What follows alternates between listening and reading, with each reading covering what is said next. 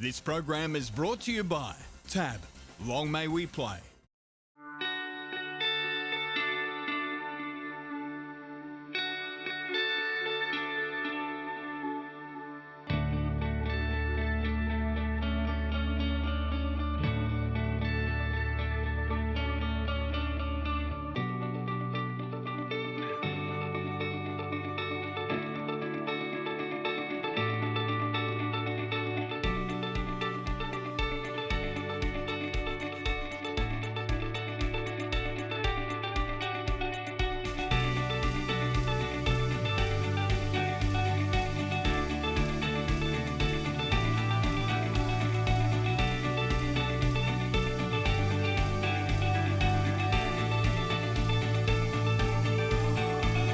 Hello, I'm Caroline CSE. Welcome to the return of Thoroughbreds Are Go for the spring of 2022. The show aims to help racing owners in rehoming their thoroughbreds and those taking them on to assist them with knowledge about the best thoroughbred care, hearing from experts from around the world. Coming up, it's the eve of the Melbourne Cup as this show goes to air for the first time, and we're again seeing the anti-racing brigade in full flight.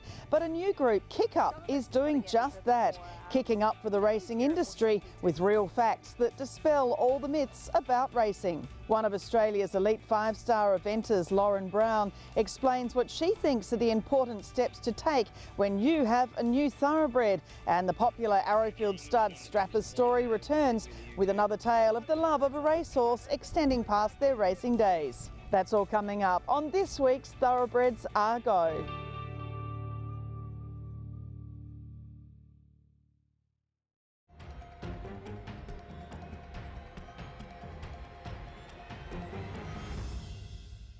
We know the Melbourne Cup is the race that stops the nation, but in recent years it stopped many people from loving racing the way we all do after some terrible deaths and injuries in the great race. The anti-racing brigade has taken that on board and have upped the ante in trying to turn people away from the industry, despite the new vet checks and scans aimed at safeguarding our horses on the track. Vicky Leonard and her Kick Collective have started Kick Up, which is now fighting back, dispelling a lot of the myths about racing with actual facts and figures. Say no to the cup.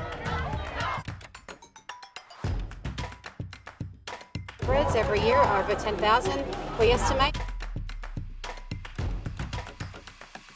Vicky, explain the background to Kick Up. I mean, we've all been in a position where people are saying they don't like the racing industry, particularly a lot of young people are really facing that. But I guess that's the genesis of why you've started it. Yeah, it's unfair to, those of us who are working in the industry every day, those that are getting up at 3 a.m, at 6 a.m. in the pouring rain to look after these animals, that we're hit with such vitriol, particularly heading into Cup Week. And a lot of it is just based on mistruths and misconceptions, and sadly tends to be that the irrational are the loudest, and we are fighting that, a very loud voice coming from the activist side of things. So sort of the genesis of Kick Up was to provide an opportunity for people to seek a more balanced view in the industry. We're not trying to throw any horse racing propaganda up there. We're not going to hide behind some areas where we need to be doing better, but we're providing a place for people to go to actually find out the truth with validated statistics. You have some great staff, and we all know people with kids, that are sort of in their late teens, early 20s, and they're the ones that are really copying this from the younger generation. Yeah, it's interesting. So I've got, within my kick team, there's sort of 12 of them in there, and all of them in their 20s, of which one, Charlotte Chittick, grew up in the industry. The rest all found it, discovered it, and loved the industry. Charlotte, is quite interesting because she's friends with a lot of the children of other people in the industry that have come through, and they're at uni now. You've got young Charlie Cox, Vin's son. You've got Willa Mitchell, who's actually doing a placement with Godolphin at the moment, and they're the ones that are actually really facing it on a day-to-day level. Particularly those still at uni, they are dealing, with normal society, should I say, not staying within the industry bubble, and so they're the ones having to defend our sport a lot of the time. They need to be armed with the right information to be able to do that.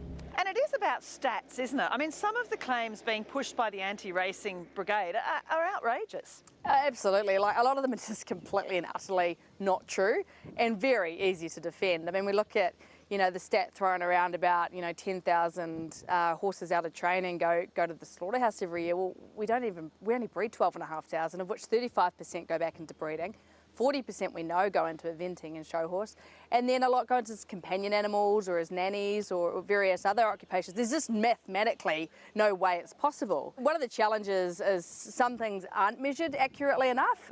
We know in the industry that there's a real push towards full life cycle transparency and traceability, which will be massive. However, that's beyond the remit of just the racing industry. We actually need all horses to be tracked, because once they leave and exit the racing system, right now it's impossible to track that.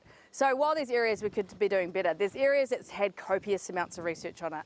One that, you know, we cop a lot of flack for is 2-year-old racing, and that's because the ordinary person, which is totally understandable, think that it's, you know, equatable to, say, a 6-year-old child running, but it's just simply not. You know, the horse, the thoroughbred, has been bred for speed, for precocity, and then they complete 98% of their growth by the time they turn 2. So we know that the bone remodelling required to make sure that they are sound and healthy thoroughbreds, the science behind it is absolutely unequivocal, that horses that race at 2 have longer, sounder careers than those that don't. But it's just a matter of explaining it, and explaining that, you know, a 2-year-old racehorse is actually equivalent to an 18-year-old child, not a 6-year-old. So some of it's just putting it into a bit more, you know, easier and more simple terms to understand. Yeah, and you see it when you're in the industry. I mean, you've only got to watch the foals gambling around. I mean, they're galloping from the day they're born, literally. Within hours of being born, they want to be out and running. They love to run. And the other interesting stat I saw was, I think about almost 4% of owners actually rehome their horses themselves. They take them back. And I know I've done that. I've rehomed them. They've come back to me. That's a big percentage, really, when you're looking at the amount of horses that are coming out of racing. Yeah, so a lot of our stats, we've been really focused on getting peer-reviewed science papers, because then we know that it's gone through that process. For a research paper to be published in a veterinary journal or a science journal, it has to have gone through a really arduous process. There was an interesting study done in the 2017-2018 season, led by a vet who's done a lot for addressing misconceptions in the industry, Dr. Meredith Flash. Her and other partners really surveyed extensively that racing population, and then they've applied that and extrapolated it out. What they've been able to show is that a lot of people, they take it on that responsibility themselves to rehome the horse, and they are, you know, I mean, we're, you know, here at Silverdale, or here at, you know, another client, David Cobritz at Musk Creek, you know, they've had yearlings that, you know, might not have passed the x-rays and weren't saleable or not racing prospects, that are now nannies on the farm. It's not just the Group 1 winners that get that sort of treatment. You know, someone like Shane Rose, with all luck, a little Aussie thoroughbred, you know, competing at the highest level. What we're seeing too with the take-up, and this is what the stats eventually will tell, with a lot of the Sport Horse Association, those sorts of places where horses are going into the equestrian world, it's actually not only driving their take-up, but it's helping the elite competitors as well to find the best horses to compete for Australia, for instance, which then again generates the conversation about how great thoroughbreds are. Yeah, exactly. I mean, the thoroughbred's a really athletic breed, which is fantastic because it gives it a value. I mean, you know, when we get the all slow horses killed in the slaughterhouse, you'll see a lot of that coming out over the, you know, Cup week. It's just simply not true, largely because, you know, a thoroughbred has a great value. I mean, they are very athletic individuals, so they can take to show jumping, they can take to eventing and dressage. And what's awesome is these rehoming programs coming through, whether it's placing them in some of these rehomers like Victoria does, or buying properties to get them pushed through like New South Wales does. There's great initiatives to make sure that these horses go through a process and then the elite ones can end up with your Shane Rose. And they know a lot of the time they're breaking and pre-training a lot of young thoroughbreds in that then go to the racing system and then come back to them. So they know what they're looking for. They know they've gone through a great nutritional process as a youngster. They've been handled properly by people who know what they're doing. And they've been well cared for by great vets, farriers, their entire career until they reach that point. And one thing I've noticed since you started Kick Up, which is only a matter of, you know, a couple of weeks ago, the feedback is enormous. I mean, you're getting a lot of support. What can people do if they I mean, you have the website, which is great, but how can people sort of really feel confident in taking these facts and actually delivering them to their you know, peers, whether it be at uni or wherever they are? What we're finding is that the silent majority are actually quite open. They really want to consider a balanced perspective. So when you see a comment that's on social media and it's really taken off and it's a lot of vitriol towards the industry, it is important to drop something back in there that shows those people that aren't actually commenting but are reading the comments that there's another perspective. Because right now what we're finding is that there's a lot of shouting coming in from the activists, and all that we've got to do is say, hey, have you considered an alternative perspective? Maybe you'd like to read this article, visit this website, or here's a stat that we know is peer reviewed, we know it's accurate, you might be interested in, you can learn more here. Those types of actions are what's going to help us come back, because you get caught up reading comments of articles and things. But if you don't see another perspective presented, no one's ever going to be exposed to it. It's that majority in the middle that actually do want to consider a balanced view. They're not hard left, you know, they quite, you know, really are open to different perspectives. We just need to make sure they have access to it. And you are an independent organisation. I mean, you're doing this yourself. It's quite extraordinary. It's something you need support as well. We've been working on this within the KIC team for the last 12 months, and it's a project I've been working on for the last 6 years, as many people know. So everything to date has been driven by us at KIC and sort of, you know, come out of my pocket. But going forward to really ramp up, we are going to need that support to grow, and there's a strategy that's outlined on the website as to where we can go from here. At the moment, our content is largely defensive, because that's the most urgent requirement, is to make sure people have that alternate view. But down the line, I mean, we want to be showcasing the great stuff. We want to have a strong presence on the TikToks, you know, where the young people are coming through, showing off our industry as well. Not just the Group 1 winners being looked after, but the everyday things that they're not really exposed to at the moment. I mean, a horse is as good as a zoo creature to a lot of young people that have grown up in a city these days. So there's heaps that we can be doing from a promotional area as well. And reaching the public is going to take a really strategic approach, using some, you know, modern marketing technology and some great tools that are out there, using social listening tools to be able to see what things are becoming an issue before they become an issue.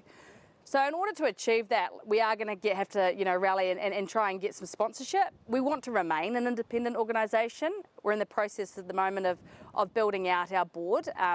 We've got, at the moment, it's started up by Nathan Scrivener, who works for me at KIC, and Tanita Vella, who's been heavily involved. Tanita's the marketing manager at Godolphin, and making sure that it is driven by the industry, for the industry, to make sure that it reaches the public. Certainly, any way you can help would be, you know, to share our message, and then if there's any funding that you can contribute, it would be very warmly received.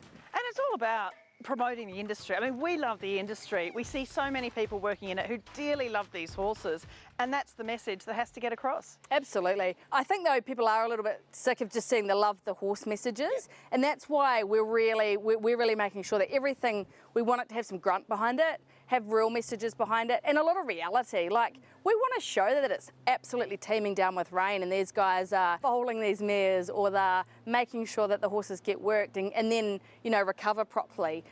That's the sort of gruesome reality that we also want to show, and that can be, that authenticity is really appealing, particularly to the younger generations who are a bit sick of stuff having a layer of gloss over it.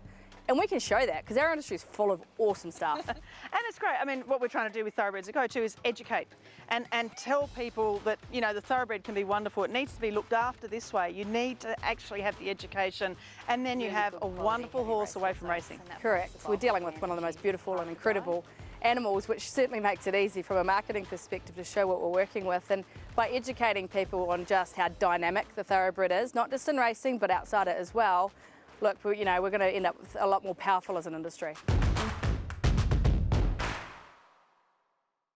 Great information on the Kick Up website. Make sure you have a look and kick up for the industry yourselves. Coming up after the break on Thoroughbreds Are Go, international three-day eventer Lauren Brown about how wonderful thoroughbreds are in competition and what you should do when you take one on.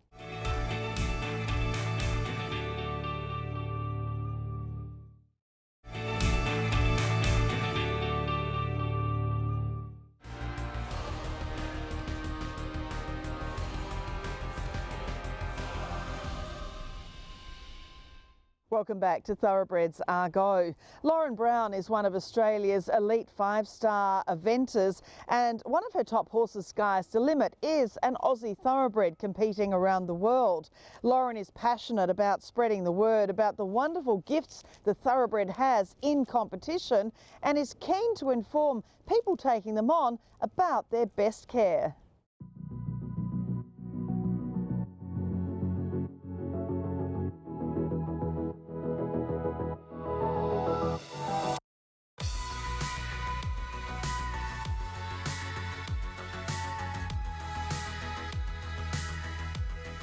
fabulous to see you here with two wonderful thoroughbreds, one a very accomplished eventer and the other one just coming through his grades. Tell us what you love about the thoroughbred in competition. Like, I'm so lucky to have come across two great thoroughbreds. Both have their own personalities and they both like their own things, but they give 100% every time you work with them, and that's what I love about them.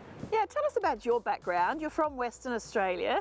You've been over in New South Wales for a little while now, based at Corindi, just north sort of the main breeding region of the Hunter Valley. But it's a really interesting community, isn't it, the eventing community? Oh, it's great. Like, we're really lucky. We've been in Corindi now for 2 years and are slowly setting up our property, but I worked and I started in the Scone Hunter Valley area. It's its own kind of area and such a horsey community that you can bounce off people and get ideas off everyone. And looking at Sky's the Limit, he's the older grey, he's 15 years old now. He was named highly attractive by Hurricane Sky. Tell us about some of the levels he's reached. I mean, you've had some great results just in the last couple of years. Yeah, definitely. He's reached his peak. He's starting to reach the peak of his performance. In the last 2 years, we've definitely seen the best of him. In 2019, he went to the Australian International 3-day event and competed in the 5-star. There's only 5 of them across the world, so it really is the pinnacle of our sport. And he just performed absolutely phenomenally over the 3 days, and he finished on the podium at the end. I couldn't have asked any more from him. And galloping through the parklands, that's what everyone says is the best part about going to Adelaide and having the crowd and the atmosphere. And when you come up over the hill and go down to Rymel Lake for the first time and you just see the crowd, you really do have to give the horse just a moment just to take it all in and see it all, because it definitely is, you wouldn't come across another sight like that. But he took it in and he ate up the cross country. He loved it. And you're in the Oceania team. You know, you had another great result just recently with him. So they do mature, like now as a 15-year-old, as you say, reaching his peak. Yeah, that's it. Like early on, we just did lots of training, lots of schooling, didn't really push the competition side of it, more just to give him time to get used to it and adjust to his new career. But now in later life, as he's a little older, he's experienced it more, you can really go out and he knows his job and he loves it. And tell us a story with your new fella. So by Zebedee, so he's only a 5-year-old, 10 years younger than Sky's the Limit. He's from a very close relation to Weekend Hustler, who was just a superstar sort of around that 2017 era when this horse was actually born. But, you know, tell us about actually getting a young horse and what you start doing with them as a thoroughbred. For the first 12 months, we've just been doing lots of training at home and then going out to training days where it's a little bit of a quieter atmosphere so that they can slowly get used to competition life. I find with a young thoroughbred, it's all about trying to take the adrenaline out of it, because that's what they've learnt in racing, is to run off adrenaline a little. So it's about trying to take the adrenaline out and teaching them how to cope with adrenaline when it comes in. How do you sort of get him to really adapt to each of those different disciplines? Slow steps, small steps. And I always think as long as by the end of the session you've had one really good thing and they've learnt one thing out of it, take it as a win. Don't expect it to happen overnight and all happen in one session. It really does. It takes a long time. Like, as I said, I've had Sky's the Limit now for 10 years and we're reaching his peak now, sort of thing. So it's 10 years of work to get to the end result. And looking at the jumps that you're jumping with Sky's the Limit, I know you say the show jumping's not really your favourite part, but they're pretty big jumps to be riding in training, let alone what you do with the cross-country jumps. Yeah, he's a great jumper. Like, he's very scopy. And I remember the first time we jumped him, in not understanding the jump, he was trying to jump the top of the wings thinking that that was the height of the jump. So with him, he really had to learn to not over jump the jump, but he loves jumping. You feel like you're flying on him. What do you suggest to owners that are trying to find the best home for their ex-racehorse and they want the horse to be retrained for a new owner? What are the options you see? I think you need to try and look for someone that is not only experienced but also has the time available and they're going to put in an extended period of time, and not looking for someone that's going to do a quick, simple fix. I think that can lead you down the wrong path a little, sort of thing. So someone with experience and the time available to put into them. Yeah, because there is the thing where people take them on and say it's going to be a forever home, and then you wind up seeing them in an online sale not long after. Yeah, and I think that sometimes comes from people with the lack of experience and not knowing what they're getting into by getting an off-the-track horse, or not having the experience to help retrain them and introduce them to life after racing. But they're really great for that sort of teenage, you know, into their 20s sort of age group. But again, you need to have someone coaching and actually teaching the rider as much as the horse. That's right. I think if a young person is wanting to take on a thoroughbred, they're great for that, but just make sure you have someone to help guide the process so that they can learn as well as the horse. Having someone to guide that process, and they'll be away and running. There are now avenues, I guess, for getting rewarded if you take on a thoroughbred. Have you seen sort of more of an uptake of thoroughbreds in eventing as much, or do you see it more as a sort of a show jumping thing? No, they're definitely great for eventing, like galloping cross country. On a thoroughbred, they know how to gallop and they just eat up the ground. So I definitely think they are making a comeback in eventing, and it's great to see. So another fantastic off-the-track thoroughbred here. Beautiful animals, and we see how he's just sailed through that water jump in a big positive 4-stride distance to element B. They still have a huge support base at the elite level of Australian riders. Oh, definitely. Like this year at the World Equestrian Games, there are 2 thoroughbreds on the team, which is fantastic. So 2 of the 5 horses are off-the-track thoroughbreds. So definitely, they can mix it with any horse. The quick thinking is great for cross country because we as riders, we're not perfect and we make mistakes. So having that sharp, quick thinking horse under you can definitely get you out of trouble. And then they can move beautifully in the dressage. They can be light and agile and move around. And then the most important thing on the final day, you want an athletic horse that can pull up after galloping for 12 to 15 minutes. And yeah, the thoroughbred, they're just bred to pull up and do the job the next day. And for owners, you know, there are lots of things they need to think of, racing owners, because a lot of them aren't from the equestrian world, but they want to do the right thing and get the horse a good home. What are some of the things they need to think about? I would definitely do your research, ask around, ask people, and don't be in a hurry. Don't take the first option that you come across. Just find out what's available and then take the best option from that. But definitely kind of ask around and see what's out there, not just the first option. Exactly. And then from the point of view of equestrian people taking on thoroughbreds, what are some of the things they do need to know with a thoroughbred? I definitely think that you've got to take your time with them. Some adjust quicker than others, sort of thing. So it really, just like any horse, they all have their own personality. They all adapt to their environments a little differently. So don't think if you've had one thoroughbred that the next one's going to be exactly the same, because like any horse, they all have their own temperaments, and you've just got to make sure you're working with their temperament and not thinking that they're going to be exactly the same as one you've had before. Yeah, good advice. And what's next for Sky's the Limit? So with Sky's the Limit, the aim is to go to Adelaide again next year. So the event's being changed to April in 2023, and that's to go in the 5-star again, and hopefully maybe better our previous result there. And with Rafiki, what are the next stages or next steps for him? Yeah, no, he's an exciting young horse. I'm excited to just get him out and about a little more now that he's started going out, and just show him the ropes really. So we'll take him to some show jump days, dressage days, and then a few one-day events in there as well. I am so grateful that Sky's the Limit came into my stable and all the opportunities that he's given me as a rider.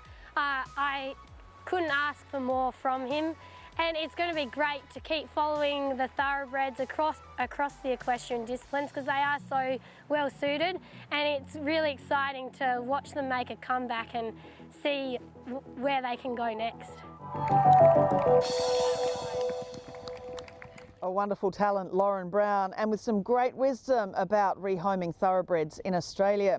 Coming up after the break, the return of our great little segment, Arrowfield Studs Strappers Stories.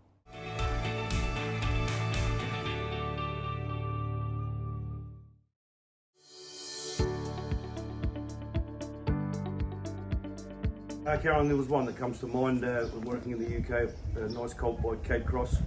Admittedly, I only had him in the early stages of his career, and a horse called Golden Horn. Very exciting colt. It was nice to follow his future through, but a horse that always showed plenty of talent right from day dot, and you know, trained by a master in John Gosden and ridden by no other than Frankie Dettori. And it was really great to see. Obviously, he won all those Group 1s. We're talking races, you know, like the Epsom Derby and the Prix de l'Arc de Triomphe, the great championship of Europe. And then, of course, he's gone on to stud now. It must be really satisfying to see a horse such as him you've handled early on in his career go on and become a stallion with every opportunity. Yeah, he's done well. He hasn't, look, he's had over 100 winners, but a very nice natured horse, and a son of Cape Cross who's thrown 3, you know, Derby winners back in the UK. So, yeah, just a lovely horse to have anything to do with. And you're standing with a very exciting colt, Perfect Thought, who's just won the Carbine Club Stakes at Flemington during the Cup Carnival. And it must be so exciting to handle these sorts of horses. They're untapped, and you know, all going well, he might even wind up with a future at stud. Yeah, let's hope so. He's been a not so much a tricky horse, but a horse that's taken a long time to work the racing game out as such as. Probably as much as it's taken us to work him out. His work on Wednesday morning rather, on the Kento, the reverse, before coming down to Melbourne, was probably as good a horse as I've ridden for a long time.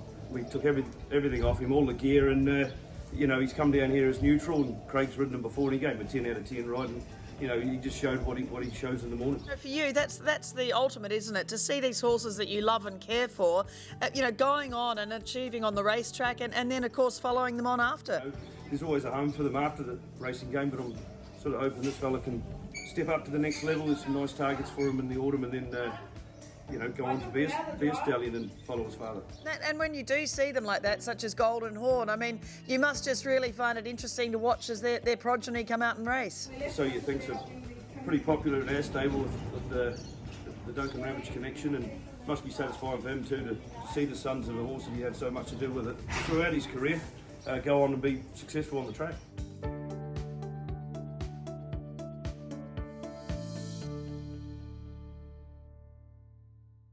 That is Thoroughbreds Are Go for this week. Join me again for next week's show as we look at some of the retired broodmares at Darley Stud in New South Wales as their descendants continue to win Australia's greatest races. And Crestfield Stud's Bruce Neal, a Tasmanian breeder with a hugely successful Hunter Valley broodmare farm, with some passionate views about rehoming his thoroughbreds. That's next week. I'm Caroline Searcy. I look forward to seeing you then.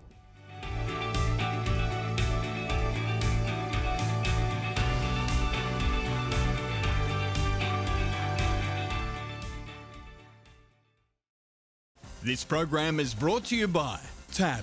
Long may we play.